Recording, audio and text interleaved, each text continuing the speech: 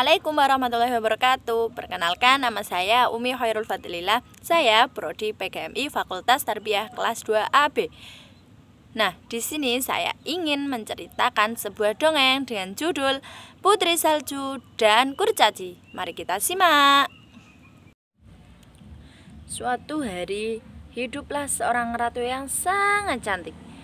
Ia sedang duduk di jendela istananya. Ia melihat ke luar jendelanya dan ia melihat banyak sekali salju dan kicauan burung merdu. Ia sambil menjahit sebuah baju. Lalu di dalam hatinya ratu pun berkata, "Aku ingin melahirkan putri yang sangat cantik, mempunyai kulit yang putih, bibirnya yang merah, dan rambutnya yang hitam pekat dan panjang," katanya dalam hati. Tiba-tiba ia tertusuk jarum darah menetes ke atas salju di luar jendela. Beberapa hari kemudian ia melahirkan anak perempuan yang cantik sesuai dengan harapannya, dan ia beri nama Putri Salju. Namun sesaat setelah melahirkan, ratu pun meninggal.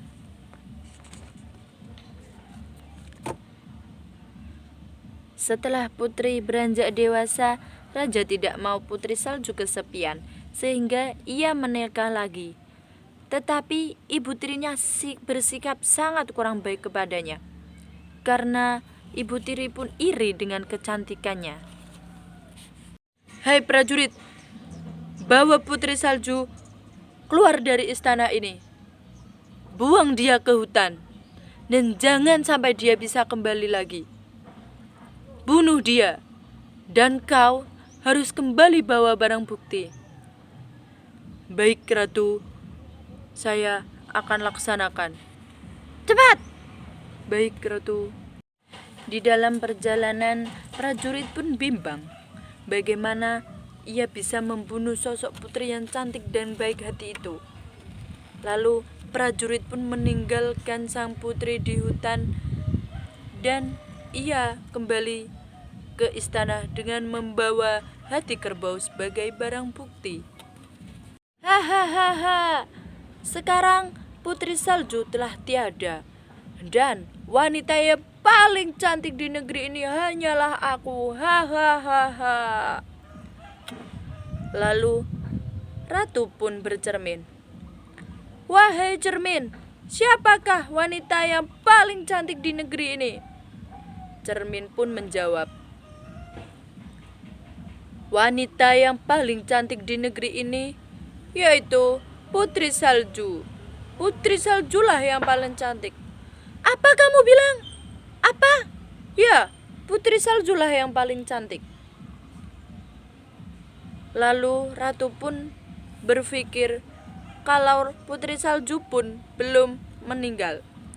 Lalu suatu hari ratu pun berjalan-jalan ke hutan ingin mencari sang putri yang belum meninggal itu. Ratu pun mempunyai niatan yang jahat, dan ia menyamar sebagai nenek sihir yang membawa. Putri Salju pun kebingungan. "Aku harus kemana ini? Aku sangat lelah. Aku ingin istirahat. Aku lapar. Wah, itu ada rumah. Aku akan ke situ." Setelah itu, Putri Salju tertidur di rumah kurcaci-kurcaci tersebut. Dan datanglah kurcaci yang habis bermain. "Wah, siapa itu? Siapa yang tidur di dalam rumahku? Siapa yang makan semua makananku?" Lalu kurcaci pun mendekat. "Wah, kasihan dia. Ya udah, biarkan dia istirahat. Ya, biarkan dia istirahat. Jangan ganggu dia. Ya, jangan ganggu dia." Dan ratu pun menyamar sebagai seorang nenek yang sedang kelaparan, dan ia membawa sebuah apel ingin menukarnya dengan roti. "Wahai cu, nenek lapar cu. Nenek ingin menukar apel ini dengan rotinya cu." Wahai nenek, kamu sedang lapar? Iya, Cu. Ini roti untukmu. Ini, Cu, nenek punya 1 apel untuk kamu. Iya, Nek. Makasih ya, Nek. Iya, Cu, sama-sama. Setelah Putri Salju memakan apel itu, Putri Salju pun keracunan karena apel itu ada racunnya. Dan kurcaci sangat sedih karena ternyata Putri Salju keracunan makan apel itu. Lalu para kurcaci pun memasukkan Putri Salju ke dalam putih karena dikira Putri Salju telah meninggalkan mereka semua. Dan suatu hari ada pangeran berkuda yang menyusuri hutan dan melihat peti berisi Putri Salju. Ia mengira itu adalah putri yang selalu datang dalam mimpinya. Ia pun menyentuh tangan putri dan keajaiban pun terjadi. Potongan apel keluar dari mulut dan Putri Salju pun perlahan membuka mata. Semua kurcaci pun sangat gembira melihat hal itu. Kemudian pangeran meminta Putri Salju untuk menjadi permaisurinya. Putri Salju, maukah kamu menjadi permaisuriku?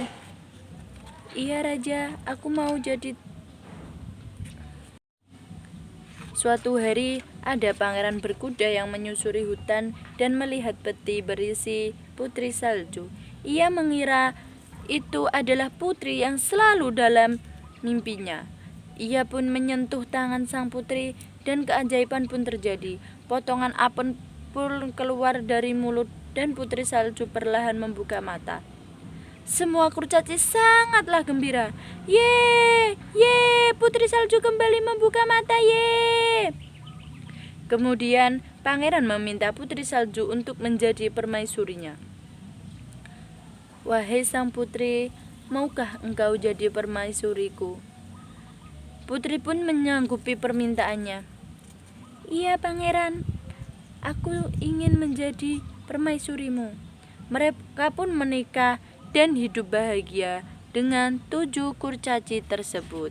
Sekian cerita saya, kurang lebihnya mohon maaf sebesar-besarnya.